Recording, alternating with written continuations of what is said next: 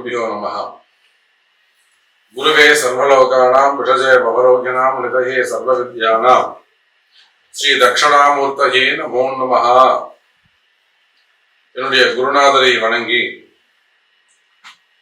பரமகுரு பரமானந்த குரு பரமேஷ்டி குரு sugar மகர்ஷியை வணங்கி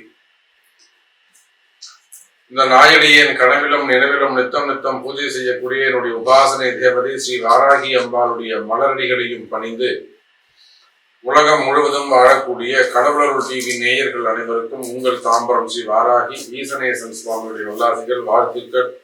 ஜெய் வாராகி, ஜெய் ஜெய் வாராகி. அன்பு பக்தர்களே, நாம் இப்பொழுது காண இருக்கின்ற தலைப்பு கிரக யுத்தம். மார்ச் மாதம் 16ஆம் தேதியிலிருந்து மார்ச் 16, 2024 முதல் ஏப்ரல் 20 தேதி வரை அல்லது மே மாசம் வரையில கூட நம்ம வச்சுக்கலாம். அடுத்து வரக்கூடிய ஒரு 1.5 மாசம் 45 நாட்கள் ஒரு கிரக யுத்தம் நடக்க போகுது. இந்த கிரக யுத்தம் யுத்தம்னு நம்ம சொல்றோம், கிரக சேர்க்கைன்னு சொல்லல. நம்ம சொல்லும் போது நீங்க இந்த வார்த்தைகளை கவனிக்க வேண்டும். அந்த கிரக யுத்தம் அப்படின்னு சொல்றோம். கிரக சேர்க்கைன்னு சொல்ல 6 கிரக சேர்க்கை 5 கிரக சேர்க்கை அப்படின்னு சொல்லல, கிரக யுத்தம்னு சொல்றோம். ஏன் என்ற யுத்தம்ங்கிற வார்த்தையை எங்க சேர்க்கிறோம்னா, அன்பு நேயர்களே, நம்ம எல்லாருக்கும் தெரியும், சனி பகவான் கும்பத்துல இருக்கிறார். கும்பத்தில் இருக்கக்கூடிய சனி பகவானுக்கு நேர் பகையான ஒரு கிரகம் இருக்கும்னு சொன்னா அது செவ்வாய் தான். சுக்கிரனும் பகைதான், அவர் கொஞ்சம் சாஃப்ட் கேரக்டர். ஆனா அந்த செவ்வாய் ராகு அடிதடிக்கு சம்பந்தப்பட்டவங்க, கழகங்களுக்கு சம்பந்தப்பட்டவங்க. பெரும் யுத்தங்களுக்கு எல்லாம் யாரு அதிபதி அப்படின்னு கேட்டீங்கன்னாக்கா செவ்வாய் தான். அப்ப அந்த செவ்வாய் பகவான் சனியோடு சேர்க்கிறார். பொதுவாகவே சனி செவ்வாய் சேர்ந்தா அது ஒரு தோஷமான சேர்க்கைன்னு சொல்லுவாங்க. எந்த ஒரு ஜாதகத்திலையும் சனியும் செவ்வாயும் சேர்ந்திருக்க கூடாது அப்படின்லாம் சொல்லுவாங்க. அப்ப இந்த அடுத்து வரக்கூடிய அந்த 1.5 மாசத்துல மார்ச் 16ஆம் தேதியிலிருந்து மே மாசம் 1ஆம் தேதி வரையிலுமே கூட பிறக்க இருக்கின்ற எல்லா குழந்தைகளுக்கும் என்ன ஆகும்னா இந்த சனி செவ்வாய் சேர்க்கை கும்பத்துல இருக்கும். அது லக்னத்தை பொறுத்து அமையும். அப்ப அந்த சனியும் செவ்வாயும் சேர்க்கிறார்கள். அந்த இடத்துல தேவையில்லாத அரசியல் கழகங்கள் ஏற்பட போகுது. இப்ப அரசியல்னு சொல்லிட்டாலே 2 பேர் வரணும். ஒன்னு சனி, இன்னொன்னு சூரியன், அப்புறம் செவ்வாய். கூட ராகுவும் அங்கே இணைகிறார்.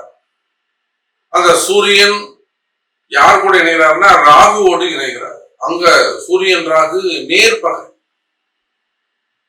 அப்ப ராகு எங்க இருக்கிறாரு? மீனத்தில் இருக்கிறார். அப்போ மீனத்துக்கு 6ஆம் அதிபதி சூரியன். எதிரி ஸ்தானம், ரோகருண சத்துருன்னு சொல்லக்கூடிய எதிரிங்கிற ஸ்தானம். பொதுவாகவே 6 என்பது மாரகஸ்தானம். அப்ப என்ன ஆகும்னு கேட்டீங்கன்னாக்கா 6ஆம் இடத்துடைய சூரியன் ராகுவோடு இணைகிறார்.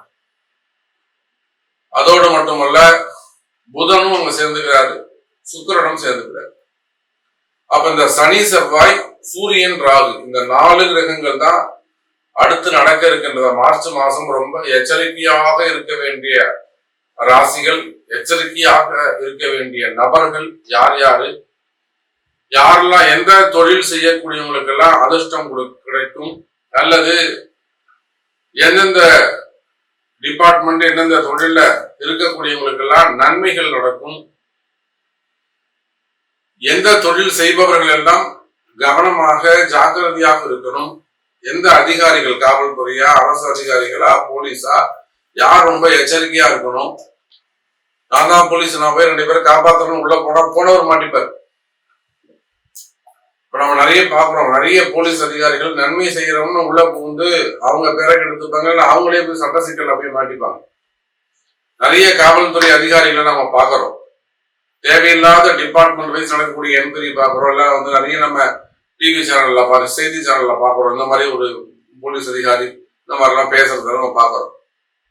அப்ப இதெல்லாம் யாரோ ஒருத்தருக்கு உதவி செய்ய போயிட்டு இவங்க போய் சிக்கல்லாம் மாட்டிப்பாங்க. அப்ப நீங்க காவல்துறை அதிகாரிகளாக இருந்தாலே செவ்வாயுடைய சேர்க்கை காவல்துறை அதிகாரிகள் இவங்களாக ரொம்ப எச்சரிக்கையாக இருக்கணும். அப்ப எந்தெந்த நபர்கள் எல்லாம் கவனமாக எச்சரிக்கையாக இருக்க வேண்டும், யாருக்கெல்லாம் இந்த 1.5 மாசம் ஆபத்தான காலமாக இருக்கும், எச்சரிக்கையான காலமாக இருக்கும். அப்படிங்கிற ஃபுல் டீட்டெயில் தான் நம்ம பார்க்க போறோம். பாருங்கள் பார்க்கலாம். சிம்ம ராசி அன்பர்கள், சிம்மராசி அன்பர்களே, இந்த கிரக யுத்த காலம் ரொம்ப முக்கியமான ஒரு காலம், ரொம்ப மிகுந்த எச்சரிக்கையான காலம்.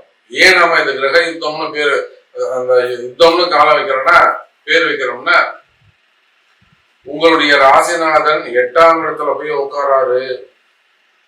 அதுவும் 8ல யார் கூட போய் சேர்றாருங்க? ராகுவோடு இணைகிறார்.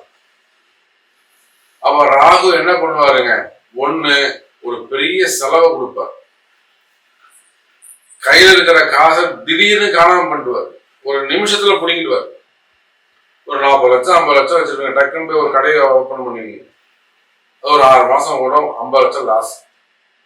எத்தனையோ சிம்மராசி அன்பர்கள் நம்ம பார்க்கிறோம். அல்லது ஒண்ணு பொருள் விரயத்தை பண்ணுவாரு, அப்படி இல்லைன்னா நேம், அந்த பேர் புகழ், அதுக்கான ஒரு கலங்கத்தை ஏற்படுத்துவாரு. அப்படி இல்லைன்னா ஆரோக்கியத்துல கை வைப்பார். ஆரோக்கியம் விஷயத்திலும் ரொம்ப எச்சரிக்கையாக நடந்து கொள்ள வேண்டும் சிம்மராசி என்பது. குறிப்பா ராசிநாதன் சூரியன் ராகுவோடு 8ல் சம்பந்தப்படும் போது, அதே சமயத்துல உங்களுக்கு செவ்வாய் யாருங்க? 4க்கும் 9க்கும் உடையவர். 4, 9க்குடைய அந்த செவ்வாய் பகவான் 7ஆம் இடத்தில் சனியோடு இணைகிறார். அப்ப முக்கியமா குறிப்பா எதை சொல்லணும் நாம அப்படின்னு சொன்னாக்கா, பதவிகள் சம்பந்தப்பட்டது. நீங்க எந்த வேலை செய்பவராக இருந்தாலும் சரிதான், குடும்ப பெண்களாக இருந்தாலும் சரிதான், அல்லது வேலைக்கு போறவங்களாக இருந்தாலும், கவர்மெண்ட் ஜாபா இருக்கலாம், பிரைவேட் ஜாபாக இருக்கலாம், குறிப்பா அரசு அதிகாரிகள், அரசியல் தலைவர்கள், அரசு அதிகாரிகள், அரசியல் தலைவர்கள். இந்த அரசியல் தலைவர்களை பொறுத்தவரையில மிகுந்த எச்சரிக்கையாக நடந்து கொள்ள வேண்டும். நீங்க மனசுல ஒரு கணக்கு போட்டு வச்சிருப்பீங்க, இதுதான் நடக்கும், இப்படித்தான் இருக்கும் அப்படின்னு நீங்க மனசுல ஒரு கணக்கு போட்டு வச்சிருப்பீங்க. ஆனா அதை மீறி ஒரு சில விஷயங்கள் நடப்பதற்கு வாய்ப்புகள் உண்டு.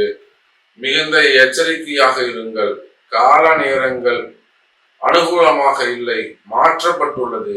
ஆகையினால் சிம்மராசி என்பர்களே, அல்லது சிம்மராசியை சார்ந்த அரசியல் தலைவராக இருந்தாலும் சரிதான், எச்சரிக்கையோடு நடந்து கொள்ள வேண்டும். ஏன்னா எத்தனையோ பெரிய பெரிய அரசியல் தலைவர்கள் எல்லாமே சிம்மராசி தான், அல்லது சிம்ம லக்னமா இருப்பாங்க, அல்லது சூரியன் சம்பந்தப்பட்டாதான் அவங்க அரசியலுக்கே வர முடியும். அப்ப இந்த சிம்ம ராசியில் தான் அதிகமான அரசியல் தலைவர்கள் இருக்கிறார்கள். அப்ப அவங்களுக்கு தான் நம்ம எச்சரிக்கை சொல்லணும். ஏன்னா இது யுத்தத்திற்கான காலம், உண்மையிலேயே இது யுத்தத்திற்கான காலம் தான். அப்ப நான் போய் இப்ப ஒரு சீட்டு வாங்குறேன், நான் ஒரு செலவு பண்றேன், அல்லது நான் இவங்களுக்கெல்லாம் செலக்ட் பண்றேன், இவங்களுக்கெல்லாம் நீங்க தான் உங்கள்கிட்ட அந்த அதிகாரம் இருக்கலாம், கொடுக்கக்கூடிய யாருக்கு என்ன சீட்டு தரணும்ன்ற கொடுக்கக்கூடிய அதிகாரமே உங்கள்கிட்ட இருக்கலாம். நீங்க செலக்ட் பண்ணக்கூடிய பர்சன்ஸ் அவங்க மூலியமா கூட பிரச்சனைகள் வருவதற்கு வாய்ப்புகள் உண்டு. அப்படி இல்லை எல்லாம் சரியா போகுது, உங்க ஆரோக்கியம் ரொம்ப முக்கியம். அப்ப தொடர்ந்து நீங்க ஜெயிக்கிற சாமி, நீங்க எல்லாம் ஓகே, இதெல்லாம் எனக்கு வேணாம், இதுல நாம ஜெயிக்கிறதுக்கு என்ன வழி அதை சொல்லுங்க. அதை தான் நீங்க கண்டுபிடிக்கணும், அதை தான் நீங்க ஃபாலோ பண்ணணும். அப்போ இந்த மாதிரி ஒரு யுத்த காலம் இருக்கின்ற பொழுது நிச்சயமாக அரசியலை சார்ந்த சிம்ம ராசி அன்பர்களே, நிச்சயமாக வழிபாடுகள் ரொம்ப முக்கியம். அப்ப நீங்க ஜெயிக்கிறதுக்கு என்ன பண்ணி, இந்த 4 கிரகங்கள், குறிப்பா சுக்கிரனும் சேர்றார், உங்களுக்கு 10ஆம் அதிபதியும் சனியோட சேருகிறார். நிச்சயமா அந்த எலெக்ஷன் டைம்ல பாத்தீங்கன்னாக்கா சுக்கிரன் 10ஆம் அதிபதி 3-10 கூடிய சுக்கிரனும் இந்த சனி செவ்வாயோடு இணைந்து கொள்கிறார்கள். அவர் மிகுந்த எச்சரிக்கையோடு இருக்க வேண்டும் அரசியல் என்பவர்களே. அதே போல கலைத்துறையை சார்ந்தவர்கள், ஏன்னா சுக்கிரன் இணைகிறார், புதன் அங்க போய் ராகுவோட இணைகிறார். கலைத்துறையை சார்ந்தவர்கள் எல்லாம் மிகப்பெரிய வெற்றி பெறுவதற்கு வாய்ப்புகள் உண்டு.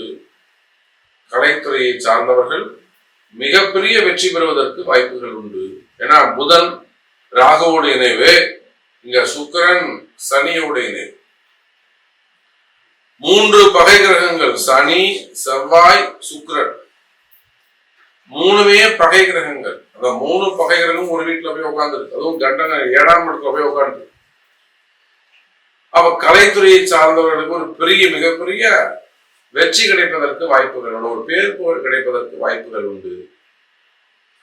அதே போல பெரிய பிசினஸ் பண்ணக்கூடியவர்கள், ஒரு ஹை லெவல்ல, ஒரு மல்டி லெவல்ல, ஒரு 100 கோடி, ஒரு 10,000 கோடி, 50,000 கோடி மல்டி லெவல்ல பிசினஸ் பண்ணக்கூடியவர்கள், மிகப்பெரிய தொழிலதிபர்கள், இவங்க எல்லாருக்குமே கூட நிச்சயமாக இந்த கிரகயுத்த காலம் நன்மையை செய்யும். ஆனாலுமே கூட அந்த மாதிரி இருக்கவங்க கூட சமயத்துல ஏமாறுவதற்கு அல்லது ஏமாற்றப்படுவதற்கு வாய்ப்புகள் உண்டு. அப்ப இது நம்ம நிலையா உங்களுக்கு ஒரு சப்போர்ட் வேணும், நிலையா உங்களுக்கு ஒரு பவர் வேணும், எனக்கு ஒரு சக்தி வேணும் சாமி. இந்த மாதிரிதான் என்னோட பிசினஸ் கொஞ்சம் பெருசு, நான் செய்யக்கூடிய தொழில் கொஞ்சம் பெருசு, இதுல நான் கொஞ்சம் எனக்கு ஒரு இரையாற்றல் வேணும், ஒரு எனர்ஜி வேணும், ஒரு பவர் வேணும், எக்ஸ்ட்ரா பவர் இருந்தால் தான் இதெல்லாம் சமாளிக்க முடியும் என்று சொன்னால், அப்ப அதுக்கு தகுந்த வழிபாடு அவசியம். உங்க கூட ஒரு தெய்வ சக்தி இருக்கணும், எப்பொழுதும் அந்த தெய்வ சக்தி இருக்கணும். நான் பல இடங்களிலேயே அதை சொல்வது உண்டு. அப்ப வெறும் பணங்காசு மட்டும் இருந்தா போராது. பணங்காசு மட்டும் சேர்த்துனே போனாலும் ஒன்றும் என்ன பண்ண போறீங்க? ஒன்றும் பண்ண போறது இல்லை. வச்சுட்டு சேர அதை வச்சுட்டு நீங்க என்ன செஞ்சிட முடியும் அதிகபட்சம்? அப்ப இதெல்லாம் கட்டி காப்பாத்துறதுக்கு என்ன தேவைன்னா ஒரு தெய்வ சக்தி, இறை ஆற்றல் வேண்டும். அதோட இந்த ஜாதகத்துக்கு ஒரு பலம் வேண்டும். அப்ப இது எப்படி சேர்க்க முடியும் கேட்டீங்கன்னாக்கா, அந்த பரிகாரங்கள் அல்லது பிராயச்சித்தங்கள் அல்லது வழிபாடுகள், பிரதிஷ்டைகள், இதன் மூலமா தான் நீங்க அதை வெற்றி பெறவே முடியும். அவ சரியான வழிகாட்டுதல் தேவை சிம்ம ராசி என்பது. நீங்க சொல்றதெல்லாம் உண்மை. இந்த மாதிரி ஒரு பெரிய சட்ட சிக்கல்ல தான் எங்க வீட்டுக்காரர் கணவர் இருக்காரு, இல்ல பெரிய சிக்கல், ஆரோக்கியம் சம்பந்தப்பட்ட சிக்கல்ல இருக்காரு, அல்லது அரசியல் சம்பந்தப்பட்ட சிக்கல்ல இருக்காரு, அல்லது பெரிய வம்பு வழக்கு, அந்த மாதிரி ஒவ்வொருத்தருக்கும் ஒவ்வொரு மாதிரி இருக்கும். அந்த மாதிரி சட்ட சிக்கல்லையோ அல்லது வேறு ஏதேனும் சிக்கல்ல வம்பு வழக்குலையோ சிக்கல்கள்ல இருப்பீர்களே ஆனால், சிம்ம ராசி அன்பர்களே, உங்களுக்கு வழிகாட்டுவதற்கு ஃபர்ஸ்ட் நீங்க ஒரு நல்ல குருவை நீங்கள் தேர்ந்தெடுக்க வேண்டும். ஏதோ சும்மா போனோம் வந்தோம்னு இருக்கக்கூடாது. அவர் பாசிட்டிவா பேசுறாங்க, இவங்க பாசிட்டிவா பேசுறாங்க, ஜெயிச்சிருக்கீங்க சார், சும்மானா உங்களை போட்டு தூண்டி விடக்கூடாது, ஆசையை தூண்டக்கூடாது. அது இல்லை இங்க முக்கியம். இந்த கிரகத்தை புரிந்து அப்படிதான் அவங்க சொல்றாங்க. ஏன் நடக்கல? கடந்த வருஷம், இன்னைக்கு நடந்த வருஷம், நாளைக்கு ஏன் நடக்கல? அந்த காரணத்தை கண்டுபிடிக்கணும். அறிவை தான் நம்ம செயல்படுத்த. சென்டிமெண்ட்டுக்கு இங்க வேலையே கிடையாது. சென்டிமெண்ட்டுக்கு இங்க வேலையே கிடையாது. அறிவுக்கு தான் இங்க வேலை. அதனால சிம்ம ராசி என்பவர்களே அறிவை கொண்டு செயல்பட வேண்டும். அறிவியல் ஜோதிடம் என்கிற அறிவியலை கொண்டு செயல்பட வேண்டும். அப்படி பார்க்கின்ற பொழுது சிம்ம ராசி என்பவர்களே, இந்த கிரக யுத்தம் உங்களுக்கு 60% எச்சரிக்கை என்பதையும் 40% மறைமுகமான அதிர்ஷ்டம் என்பதையும் எடுத்துரைக்கிறது. அப்ப சிம்ம ராசி என்பவர்களை மிகுந்த எச்சரிக்கையோடு நடந்து கொள்ள வேண்டும். அதே போல பெரிய தொழில் செய்யக்கூடியவர்கள், டாக்டர்ஸ், இன்னும் சொல்ல போனா ரியல் எஸ்டேட்ஸ், பெரிய நிறுவனங்கள், பெரிய பில்டர்ஸ், அந்த கன்ஸ்ட்ரக்ஷன் ஃபீல்டுல இருக்கக்கூடிய பெரிய கார்பரேட் நிறுவனங்கள், இவங்க எல்லாருக்குமே கூட சிம்ம ராசியாக இருப்பீர்கள். ஏன்னா இப்ப நம்ம நிறைய பார்க்குறோம், இந்த செவ்வாயை நோக்கி சனியை நோக்கி செவ்வாய் போக என்னால்தான் பெரிய பில்டர்லாம் ப்ராப்ளத்துல மாட்டுறாங்க. நம்ம பேர் சொல்ல விரும்பல. அவங்க எல்லாம் இப்ப நம்ம இடத்திலேயே வாராகி இடத்திலே வருகிறார்கள். ஒரு மிகப்பெரிய பில்டர்ஸ் கூட இப்ப நம்ம வாராகி இடத்திலே அம்பாள்கிட்ட அவன் சொன்ன விஷயங்களை செய்து அந்த பிரதிஷ்டையை, ஒரு சுவாமியை சொன்னோம், அந்த பிரதிஷ்டையை செய்து இன்னைக்கு அவங்க அந்த பிரச்சனை, அந்த வம்பு வழக்கு விட்டு விலகி வெளியில வந்திருக்காங்க. அப்ப அதை போல அந்த பிரதிஷ்டைகள் ரொம்ப முக்கியம். அப்ப சொல்லக்கூடிய அந்த பரிகாரங்களை முழு நம்பிக்கையோட செய்தீர்களேயானால் சிம்ம ராசி என்பர்களே வெற்றி பெறுவது நிச்சயம் என்பதை சொல்லிக்கொண்டு மீண்டும் ஒரு அற்புதமான பதிவில் சந்திக்கிறேன். ஜெயவராஜ். கடவுள் அருள் டிவியை பார்த்தமைக்கு நன்றிகள். மேலும் இது போன்ற தகவல்களை தெரிந்து கொள்ள கடவுள் அருள் டிவியை சப்ஸ்கிரைப் செய்யுங்கள். மறக்காமல் பெல் ஐக்கானை கிளிக் செய்யுங்கள்.